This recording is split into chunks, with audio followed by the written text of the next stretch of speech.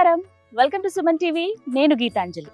ఇవాళ ఒక అద్భుతమైన ప్రదేశానికి నేను వచ్చానండి. భారతదేశంలోనే సుప్రసిద్ధ పుణ్యక్షేత్రమైనటువంటి బాసర.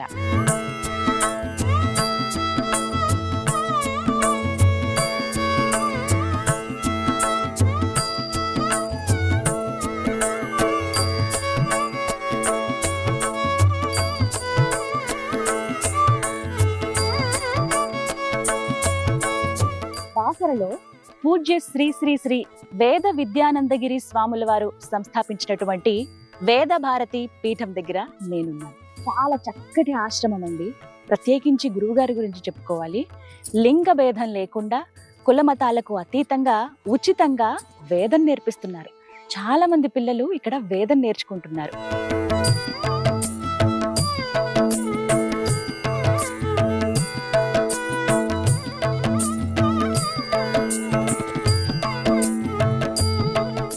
ఈ ఆశ్రమాన్ని చూడాలని అనిపించింది. నేను చూడటమే కాదు, మీ అందరికి కూడా చూపిద్దాము అని. గోశాల ఉంటుంది, పిల్లలేమో వేదం నేర్చుకుంటూ ఉంటారు. అలాగే లలిత అమ్మవారిని మనం దర్శించుకోవచ్చు, ఆంజనేయ స్వామిని దర్శించుకోవచ్చు, దక్షిణామూర్తి వారిని. ఆశ్రమం అంతా కూడా ఎంతో కళగా కనిపిస్తుందండి. ఇక్కడ నుంచి మాట్లాడుకునే కన్నా ఆశ్రమం చూస్తూ మిగతా ఎన్నో ముఖ్యమైన విషయాలు మీతో పంచుకుంటాను. వెళ్దామా మరి? రండి.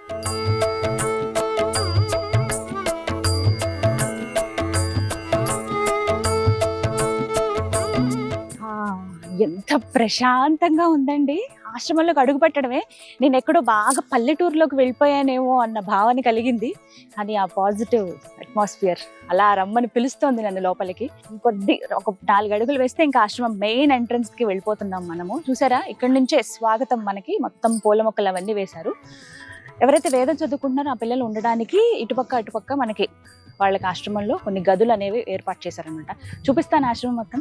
ప్రత్యేకించి చెప్పాలి, వేద భారతి పీఠానికి సంబంధించి దక్షిణ గంగా వేద నిత్య హారతి నిర్వహిస్తారండి. ప్రతిరోజు గంగా హారతి ఉంటుంది. సాయంత్రం 6 గంటల నుంచి 7:30 గంటల వరకు. అలాగే ఇంకొక ప్రత్యేకత ఏంటో తెలుసా? అసలు వేద భారతి పీఠం అంటేనే 4 పైన బీజాక్షరాలు రాయటం. మీకు ఒక బ్యానర్ కూడా చూపిస్తాను, ఎంట్రన్స్ లోనే ఉంటుంది. ఇక్కడ ఎవరిని అడిగినా చెప్తారు, వేద భారతి పీఠం బీజాక్షరాలు ఎక్కడ రాస్తారండి అంటే మీకు అక్కడికి తీసుకువెళ్ళి దింపేస్తారు.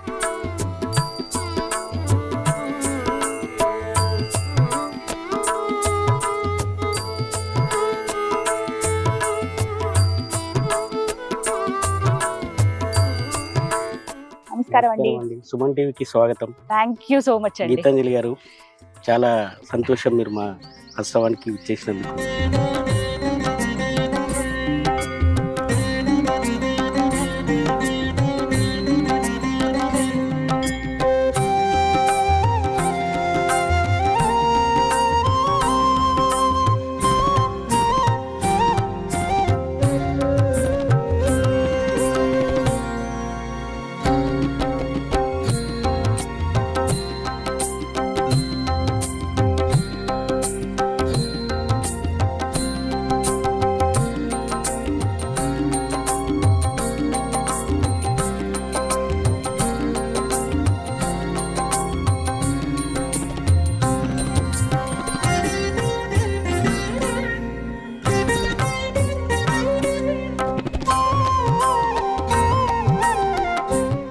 మనోజవం మారుతి తుల్య వేగం జితేంద్ర మతా వరిష్ఠ మాతా. ఓ, ఏకశిల హనుమంతుల వారి విగ్రహం అండి.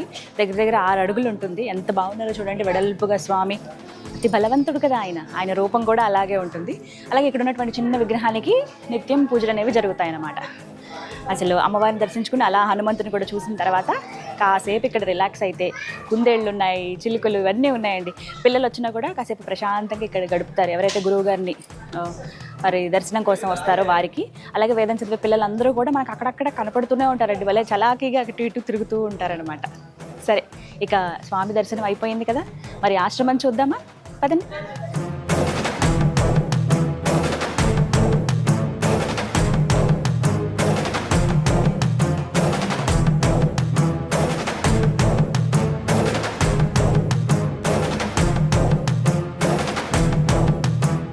వేద భారతి పీఠం ఆశ్రమంలో గోశాల కూడా ఉందండి. ప్రస్తుతం అక్కడే మనం ఉన్నాము. చూడండి ఎన్ని గోవులు ఉన్నాయో. భలే ప్రశాంతమైన వాతావరణం పిలుస్తోంది. రండి దగ్గరికి వెళ్దాం.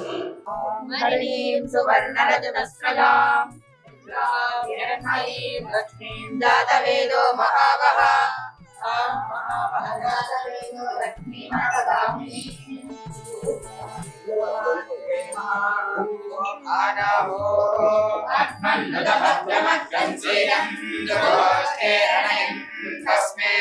प्रजापते पुरुरूपाय सुरेन्द्राय पूर्वे ऋषसोजहानाः इंद्रो यज्ञमे प्रणते जनिक्षायते ददायते भूयो भूयो रयमिलस्य वर्तयन्नपिन्दरो नासामाभित्रो व्यजिराजदर्शति देवाश्रयाभिर्यजते ददाति चज्जोदित्राभिस्सजते गोपतिः सह तदा अर्वारेणुकाटो अस्तु तेन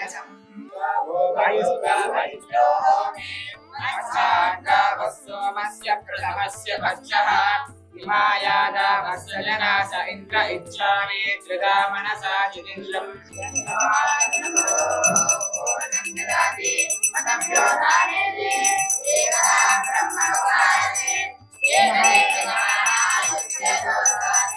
ओम श्री गोमात्रे नमः आनन्दकर्पूरमङ्गलम्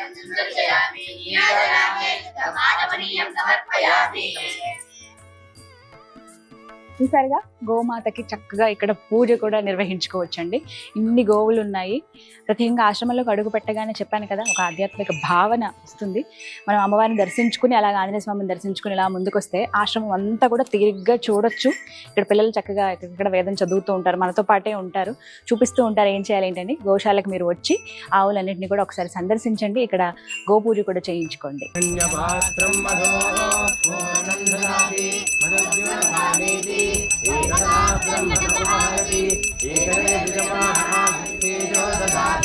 सर्वमंगलमांगल्ये शिवे सर्वार्थसाधिके शरण्ये त्र्यंबके देवी नारायणी नमोस्तुते ओम श्री गोमात्रे नमः आनंदकर्पूरमंगलनीरा.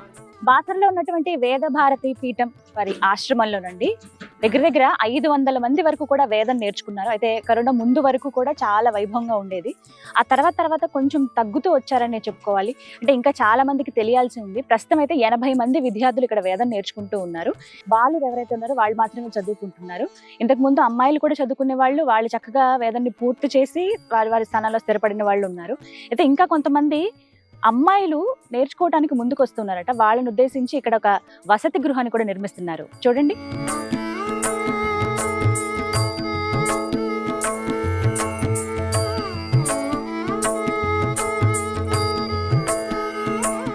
స్వామీజీ వారు లింగభేదం లేకుండా ఇక్కడ వేదం నేర్పిస్తూ ఉన్నారని చెబుతున్నాం కదండి. అందులో భాగంగా అబ్బాయిలు ఉండేందుకు ప్రత్యేకంగా వసతి గృహం ఉంది. అక్కడ మీకు ఇంతకు చూపించాను కదా. అలాగే ఇప్పుడు ఇక్కడ కన్స్ట్రక్షన్ జరుగుతున్నది ఏంటి అని అంటే అమ్మాయిల కోసం ప్రత్యేకంగా బాలికలు ఎవరైతే ఉంటారో వారి కోసం వసతి గృహం అండి. చాలా పెద్ద ఎత్తున ఏర్పాటు చేస్తున్నారు. అయితే కొంచెం పని మందగించిందని కూడా మనం చూడొచ్చు. ముందైతే చక్కగా ఆడపిల్లలు కూడా నేర్చుకున్నారు. ఇప్పుడు కాస్త కేవలం అబ్బాయిలే ఉండడం అనేది, అమ్మాయిలకి నేర్చుకుందాం అని ఆశ ఉన్నా ఇక్కడ వసతికి కూడా అన్ని సౌకర్యాలు కావాలి. కొంతమంది అంటే పిల్లలకి ఇక్కడ వేద నేర్పించాలంటే ఒకటే సరిపోదు. వాళ్ళకి భోజనం కావచ్చు, వసతి కానీ ప్రతి ఒక్కటి కూడా ఖర్చుతో కూడుకున్నదే. అంటే కొంత మనలో ఎవరైనా కానీ కొంచెం సహాయం చేస్తే వీళ్ళకి ఆర్థికంగా మనం తోడైన వాళ్ళం అవుతాము. మీకు స్క్రీన్ మీద నెంబర్ ఒకటి డిస్ప్లే చేస్తాను, అలాగే అడ్రస్ కూడా ఇస్తాను ఆశ్రమం. మీరు ఒకసారి వచ్చి చూడొచ్చు పనులు ఎలా జరుగుతున్నాయి, అసలు ఆశ్రమం ఎలా ఉంది, గురువుగారితో కూడా మీరు కాసేపు మాట్లాడొచ్చు. మీకు ఎంతో కొంత తోచినంత సహాయం మీరు మీకు కనిపిస్తున్న నెంబర్కి డొనేట్ చేయొచ్చండి. ఏదో ఒకటి దైవ కార్యంలో మనం కూడా ఒక భాగస్థులం అవుదాం. వేదం అంటే మన తల్లి లాంటిది, అది మనం కాపాడుకోవాలి. నేర్చుకునే వాళ్ళు ముందు తరాల్లో ఇంకా కావాలి అంటే ఇలాంటి ఆశ్రమాలు, ఇలాంటి గురువుగారు కలకాలం పాటు ఉండాలి కదా. అందుకనే ఎంతో కొంత మనకు తోచినంత సాయం మనం చేయొచ్చు అనమాట. ప్రస్తుతం అయితే బాలికల కోసం వసతి గృహం సిద్ధమవుతోంది.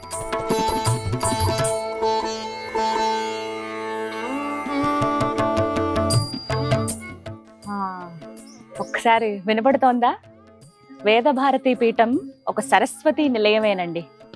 ఇక్కడ ఎవరైతే వేదం నేర్చుకుంటున్నారో ఆ పిల్లలందరికీ శృతులు నేర్పిస్తారు వీణ పైన. వేదం వాళ్ళు చదవాలన్నా, వేదం పఠించాలన్నా శృతి చాలా ముఖ్యం అంటారు వారికి. అంటే ప్రతి ఒక్కరూ కూడా ఇక్కడ వీణ అలాగే కీబోర్డ్ నేర్చుకుంటారండి. శృతులు ముందుగా వస్తే వేదం చాలా చక్కగా వస్తుందనేది గురువు గారు చెప్పే మాట. మరి వెళ్ళి చూద్దామా? పిల్లలు నేర్చుకుంటున్నారు.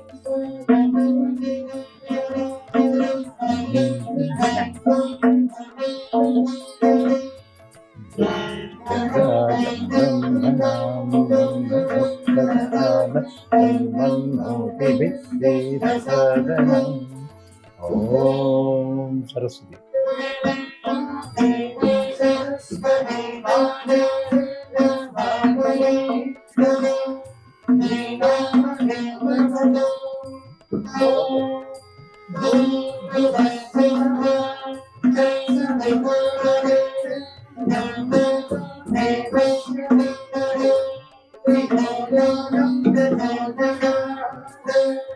చూసారుగా ఎంత చక్కగా వీళ్ళు అలా వీణ పట్టుకుని మరోవైపు కీబోర్డ్ అలా వాయిస్తూ ఉంటే భలే ముచ్చటగా ఉంది కదా చూడటానికి. గురుగారు మనతో పాటు ఉన్నారండి, వెంకటరమణ గోవిందమూర్తి గారు. వీరి ఆధ్వర్యంలోనే పిల్లలు చక్కగా సంగీతం నేర్చుకుంటున్నారు. ఇందాక చెప్పాను కదా, వేదం వాళ్ళకి రావాలంటే శృతులు చాలా ముఖ్యం అని చెప్పి, శృతులు అనేవి ఇక్కడ వీళ్ళు నేర్చుకుంటారనమాట సంగీతం. గురువు గారితో మాట్లాడదాం. గురుగారు నమస్కారం అండి. చాలా సంతోషం మిమ్మల్ని కలవటం. ఎలా ఉన్నారు? కానీ ఎంత చక్కగా మీరు అలా చెప్తూ ఉంటే మీ కనుసైగలతోనే వాళ్ళు ఏమిటి అనేది చూసి అలా ప్లే చేస్తూ ఉన్నారు. ఇక్కడ ప్రధానంగా నేర్పించేది ఏమిటండి? వేదం పలికింతో నేర్పిస్తున్నాము. అది ఒకసారి వచ్చిందంటే వచ్చేస్తుంది. కర్ణాటక సంగీతంలో ప్రావీణ్యం ప్రదర్శన చేస్తాము. ఇది వరకు ఇప్పటికే 10 మంది పిల్లలు బాగా ఫస్ట్ క్లాస్ లో వచ్చి పాస్ అయ్యి వెళ్ళారు. ఇది తీయాలని వాళ్ళు వెళ్ళిపోయారు. నెక్స్ట్ బ్యాచ్ అలా బ్యాచ్లు నడుస్తూనే ఉంటాయి. బ్యాచ్ అంటే ఇక్కడ ఇది వరకులో 10 మంది దాకా ఉన్నారు. ఇక పిల్లలు తగ్గిన కొద్దీ తగ్గుతూ ఉంటారు. వేణలు దానికి కాస్త ముఖ్యంగా స్వామీజీ పెట్టిన వేణలు ఉన్నాయి. 5 వేళ్ళు అంటే దాన్ని బ్యాచ్లుగా చేసి పెంచుతూ ఉంటాం. వీణ ఇంకా ఏమైనా నేర్పిస్తారు? ఎక్కువ నేను వీణ నేర్పించగలను, వైలిన్ నేర్పించగలను. ఇంకా మిగిలిన ఇన్స్ట్రుమెంట్స్ అన్ని కూడా ఒక్కసారి వీణ వచ్చిందంటే అమ్మవారి చేతిలో కూడా అన్ని వచ్చినట్టే. నిజం, అదైతే చక్కగా ఆవిడ సరస్వతి దేవి లాగా కూర్చుని ఉన్నారు మధ్యలో. అదే ఇక్కడ ఏమిటంటే ఒక విషయం చెప్పవలసింది, వేద శిరో మాతృజ సప్తస్వర నాదాచల స్వీకృత అన్నారు త్యాగరాజు గారు.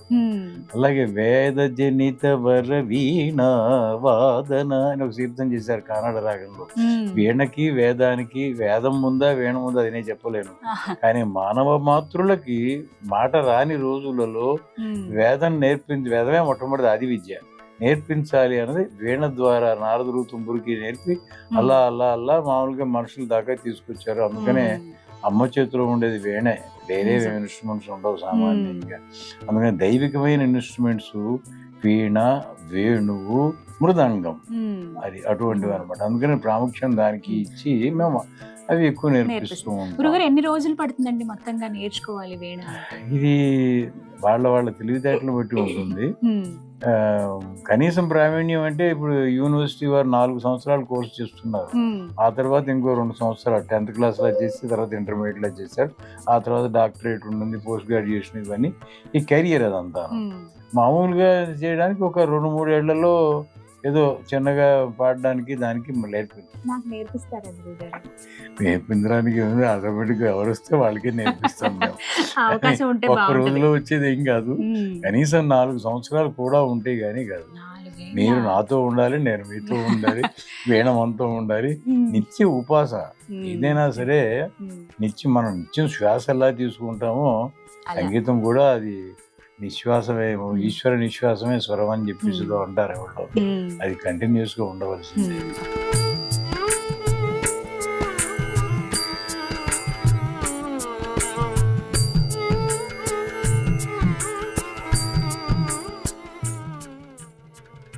ఇక్కడ వేద విద్యను నేర్పుతున్నటువంటి గురుచరణ్ గురువు గారు ఉన్నారండి. వారు అధ్యాపకులు. వారితో మాట్లాడి ఎంతమంది పిల్లలు నేర్చుకుంటున్నారు, అసలు ఏం నేర్పుతారు ఇక్కడ అనేది తెలుసుకుందాం. నమస్కారం గురుచరణ్ గారు. నమస్కారం. చాలా సంతోషం అండి మిమ్మల్ని కలవటం. చాలా ప్రశాంతమైన వాతావరణం ఆశ్రమంలో. ముందుగా అసలు ఇక్కడ ఏం నేర్పిస్తారండి? వేదం ఇక్కడ ముఖ్యంగా ఏంటంటే వేదం నేర్పిస్తారమ్మా. మెయిన్ అందరికీ వేదం రావాలన్న ఉద్దేశంతో స్వామీజీ వారు ఈ యొక్క వేద విద్యాలయం స్థాపించారు. అందరికి వేదం రావాలి. వేదం మొట్టమొదటి అయినటువంటి ధర్మ గ్రంథం. మన హిందువులందరూ కూడా ఫస్ట్ నేర్చుకోవాల్సింది వేదం కాబట్టి ఆ ముఖ్యంగా వేదాన్ని నేర్పిస్తారు. ఇక్కడ మిగతా సబ్జెక్ట్స్ అన్ని కూడా గౌనంగా నేర్పిస్తారు. ఎంతమంది ఉన్నారండి మొత్తం పిల్లలు? ఇప్పుడు 80 మంది వేద విద్యార్థులు ఉన్నారు. 80 మంది ఉన్నారు. అందరూ అబ్బాయిలు ఉన్నారు కదా ప్రస్తుతం? అప్పుడు కేవలం అబ్బాయిలు మాత్రమే ఉన్నారు. ఇది వరకు అమ్మాయిలు కూడా ఉండేవారు. ప్రస్తుతం మాత్రం అబ్బాయిలు మాత్రమే వసతి ఉంది కాబట్టి వాళ్ళకు. అంటే ఎన్నాళ్ళు ఉంటుందండి మొత్తం కోర్స్ లా ఉంటుందా? ఎలా ఇన్ని సంవత్సరాలు? ఇది 7 సంవత్సరాల కోర్సు. వీళ్ళకి ఏంటంటే 7 సంవత్సరాల కోర్సులో పూర్తిగా వాళ్ళు వేదం చక్కగా నేర్చుకుని బయటికి వెళ్తారు. తర్వాత కూడా ఇంటర్మీడియట్ సర్టిఫికేట్ కూడా ఇస్తారు ఇక్కడ. కొంత 2 విధాలుగా కోర్సెస్ ఉన్నాయన్నమాట. ఒకటేమో సర్టిఫికేట్ కోర్స్ ఉంది, ఇంకోటి ఏమో కేవలం పూజలు, హోమాలు, యజ్ఞయాగాలు. అలా కూడా నేర్చుకోండి. అంటే ఈ వయసు వాళ్ళే రావాలని ఉందా అండి? ఇట్లా 5వ తరగతి పూర్తయిన వాళ్ళకి మాత్రమే అవకాశం ఉంటుంది. 5వ తరగతి. ఎందుకంటే వాళ్ళు చక్కగా చదవడానికి, రాయడానికి వాళ్ళకి అవకాశం ఉంటుంది. చదువు అంటే చదవడానికి కానీ రాయడానికి రాని వాళ్ళకి తీసుకోవడం చాలా కష్టం. ఉదయం లేచిన దగ్గర నుంచి మళ్ళీ రాత్రి పడుకునే వరకు విద్యార్థుల దైనందిన జీవితం ఎలా ఉంటుంది అసలు? ఉదయాన్నే 4 గంటలకు లేస్తారు. తర్వాత స్నానాదులు చేసుకున్న తర్వాత సంధ్యావందనం అలాంటివన్నీ చేసుకున్న తర్వాత కొద్దిసేపు చదువుకుని మళ్ళీ 8 గంటలకి అల్పాహారం తీసుకుంటారు. 9 నుంచి 12 గంటల వరకు క్లాసెస్ ఉంటాయి. ఆ తర్వాత మధ్యాహ్నం 12 నుంచి 2 గంటల వరకు కొద్దిగా భోజనం చేసిన తర్వాత మళ్ళీ విశ్రాంతి తీసుకుంటారు. అంటే మేమంటే 2 గంటల నుంచి 4 గంటల వరకు వీళ్ళకి క్లాసెస్ మళ్ళీ ప్రారంభమవుతూ ఉంటాయి. తర్వాత 4 నుంచి 5 వరకు వాళ్ళు కొద్దిగా ఆడుకుంటూ వాళ్ళ కాలక్షేపం చేసిన తర్వాత మళ్ళీ 5 నుంచి వాళ్ళు స్నాన సంధ్యాదులు చేసుకునేసి అటుపై కొంతమంది హారతికి వెళ్తారు. గోదావరి హారతి మనం సాయంత్రం ఆ హారతి కొంతమంది విద్యార్థులు వెళ్తుంటారు. కొంతమంది విద్యార్థులు ఇక్కడే ఉండి ఇక్కడ ఉన్నటువంటి అమ్మవారి దగ్గర పూజ అది చేసుకుంటూ ఉంటారు. మంచిదండి, చాలా చక్కగా చెప్పారు. అసలు ఉండడమే ఇక్కడ ఒక భాగ్యం. 80 మంది ప్రస్తుతం నేర్చుకుంటున్నారు అన్నారు. కానీ గురువు గారి గురించి విన్నప్పుడు నాకు అనిపించింది అసలు ఏమాత్రం భేదం అనేది లేకుండా అమ్మాయిలు కూడా నేర్చుకుంటున్నారని విన్నాను. ఇప్పుడే అక్కడ ఆశ్రమం చూసి వచ్చాను. అంటే నిర్మాణం అవుతోంది, వసతి గృహం ఆశ్రమం కదండి. ఇంకా అలా అయితే ఇంకెక్కువ మంది వచ్చే అవకాశం కూడా ఉంటుంది.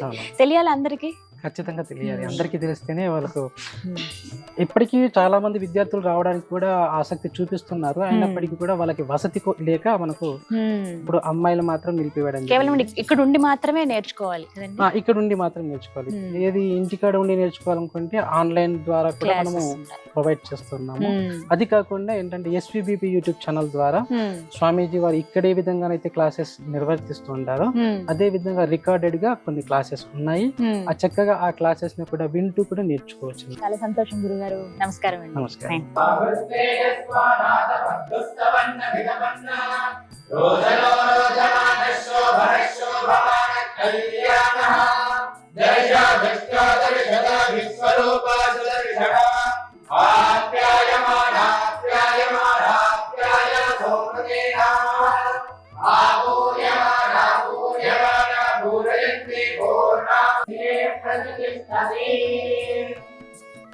ప్రతినిత్యం క్లాసెస్ అనేవి జరుగుతూనే ఉంటాయి. అంటే ఉదయం నుంచి సాయంత్రం పడుకునే వరకు కూడా వీళ్ళకి ఒక టైం షెడ్యూల్ అనేది ఉంటుందండి. ఫిక్స్డ్గా ఈ టైంకి ఇది జరగాలి అని చెప్పి అదే అలా కంటిన్యూ అవుతుంది అనమాట. ఎక్కడ బ్రేక్ ఉండదు, వెనక ముందు అవ్వదు. పర్ఫెక్ట్ టైం అనేది ఇక్కడ మెయింటైన్ చేస్తూ ఉంటారు. అది ఏ సందర్భమైనా ఎలాంటి పూజలు జరుగుతున్నా కూడా. ఇక్కడ ఇంకొకటి చూపిస్తాను మీకు, స్టూడియో కూడా ఉంది, ఒకసారి చూద్దాం రండి.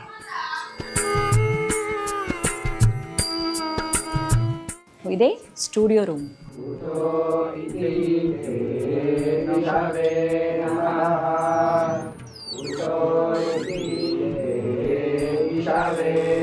క్లాస్ జరుగుతోంది ఇప్పుడు.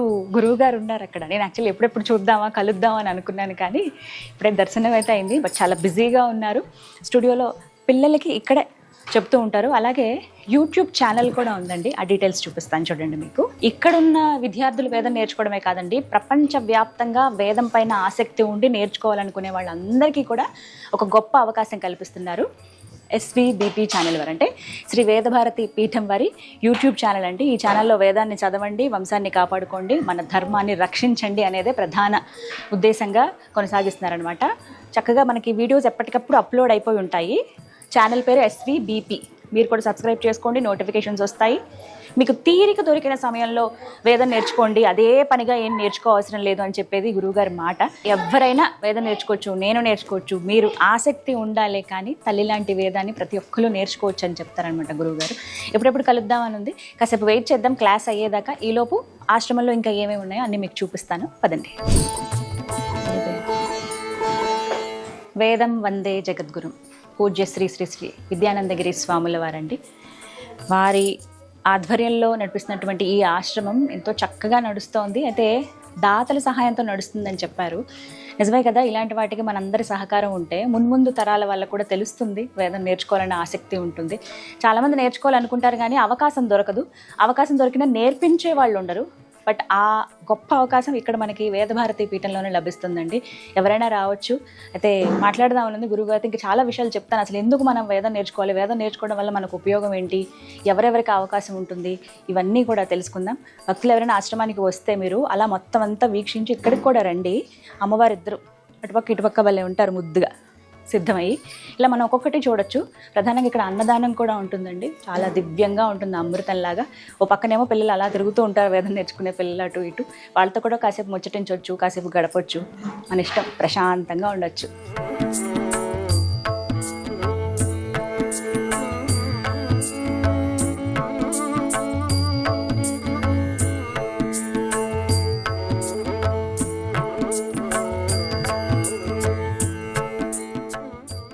ఉతాతే నమః.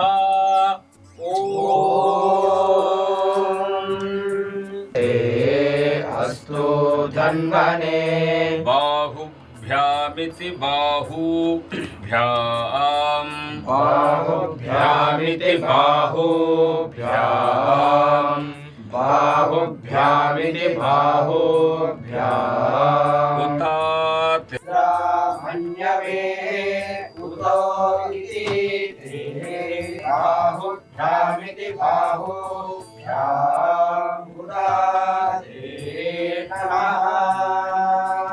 విన్నారుగా గురువు గారి మాటలు. అలాగే ఈ ఆశ్రమం గురించి కూడా వివరాలు తెలుసుకున్నారుగా. మీకు ఖచ్చితంగా రావాలనిపిస్తుంది కదూ. నాకైతే ఇక్కడే ఉండిపోవాలనిపిస్తుంది, కానీ చాలా పనులు ఉంటాయి. ఇలాంటి ఆశ్రమాలు, ఇలా వేదం గురించి ప్రతి ఒక్కరికి తెలియాలని ఒక మంచి సంకల్పంతో ఉన్నటువంటి నడిపించేటువంటి ఆశ్రమాలను సందర్శించాలనేదే నా కోరిక. మీ అందరికీ తెలియపరచాలనేదే నా ముఖ్య ఉద్దేశం. ఇందులో భాగంగా ఆశ్రమం గురించి క్లుప్తంగా 5 మాటల్లో చెప్పేస్తానండి.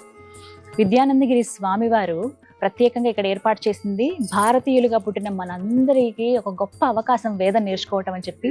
వేదం ఉచితంగా నేర్పుతున్నారు, కుల మతాలకు అతీతంగా, లింగ భేదం లేకుండా. దాంతోపాటుగా సాయంత్రం పూట ప్రతిరోజు ఇక్కడ గంగా హారతి నిర్వహిస్తారు. దక్షిణ గంగా వేద నిత్య హారతి అండి. సాయంత్రం 5:30, 6 గంటలకు ప్రారంభమైతే 7:30, 8 కల్లా ముగుస్తుంది. మహత్తరమైన కార్యక్రమం అది ప్రతిరోజు ఉంటుంది. వేదభారతి ఘాట్, మొట్టమొదటి ఘాట్ ఏదైతే మీకు కనపడుతుందో గోదావరి దగ్గర, అక్కడ ఈ కార్యక్రమం జరుగుతుంది. అలాగే ఇక్కడ గోశాల ఉంటుంది ఆశ్రమంలో. ఇంకా ముఖ్యమైన విషయం ఏంటంటే పిల్లలందరూ చాలా చక్కగా ఇక్కడ వేదాలు నేర్చుకుంటారండి. చతుర్వేదాలు ఎంత ఓపికగా ఇష్టంగా వాళ్ళు నేర్చుకుంటున్నారో, వాళ్ళు ఆ వేద పఠనం చేస్తుంటేనే గూస్ బంప్స్ వస్తాయి అంతే, అలా నిలబడితే మధ్యలో. మీరు ఖచ్చితంగా అందరూ ఎక్స్పీరియన్స్ చేయాల్సిందే. ఇక ఖచ్చితంగా చెప్పుకోవాల్సింది గురువు గారి గురించి, వేదభారతి పీఠం గురించి. బీజాక్షరాలు నేను గురువుగారి ద్వారా నా 4 పైన బీజాక్షరాలు రాయించుకున్నానండి. ఒక మహద్భాగ్యం ఇది. దీనికి సంబంధించి కూడా సెపరేట్గా ఒక వీడియో చేశాను, చూడండి. ఎవరికైతే బీజాక్షరాలు రాయించుకోవాలనుకుంటున్నారో వారు ఎంచ గ్రామం అండి, అది నిజామాబాద్ కిందకు వస్తుంది. అక్కడ మీకు ఒక క్షేత్రం ఉంది, బీజాక్షరాల క్షేత్రం, అక్కడ ఏర్పాటు చేస్తారు. అలాగే జాతిని ఉద్దేశించి, అంటే ప్రత్యేకించి ఈ ప్రపంచంలో ఉన్న ప్రతి ఒక్కరూ కూడా భారతీయులుగా పుట్టాం మనం అన్న వాళ్ళు వేదం నేర్చుకోవాలనేది గురువుగారి ప్రధాన ఉద్దేశం అండి. అది అందరికీ తెలియపరచాలి ఈ విషయం అనే ఉద్దేశంతో నేను కూడా ఒక అడుగు ముందుకు వేశాను. ఈ కార్యక్రమంలో నేను ఒక భాగం అవడం అనేది గొప్ప అదృష్టంగా భావిస్తూ, ఇలాంటి ఆశ్రమాలు నడవాలంటే ఎంతో కొంత ఆర్థిక సహాయం అనేది మనందరి బాధ్యతగా చేయాల్సి ఉంటుంది. అందులో భాగంగా నా బాధ్యతగా ఖచ్చితంగా నేను అందిస్తాను. మరి మీరే ఆలస్యం. మీకు తోచినంత ఇంతే ఇవ్వాలని కాదు, మన పిల్లలు నేర్చుకోవాలన్నా లేకపోతే ఎవరు నేర్చుకోవాలన్నా ఎంతో కొంత ఖర్చు అయితే అవుతుందిగా. మీకు తోచినంత అమ్మవారి దర్శనానికి వచ్చారా, జ్ఞాన సరస్వతి దేవి దర్శనానికి, ఇక్కడికి కూడా రండి, ఆశ్రమాన్ని దర్శించండి. మీకు తోచినంత సహాయం చేసి ఇలాంటివి మనం నిలబెట్టుకుంటే సనాతన ధర్మ వైభవం ఇంకా ఇంకా వెలిగిపోతుంది. మన వేదం ప్రతి ఒక్కరికి చేరుతుంది. ఇది వాళ్ళ వీడియో. నమస్కారం.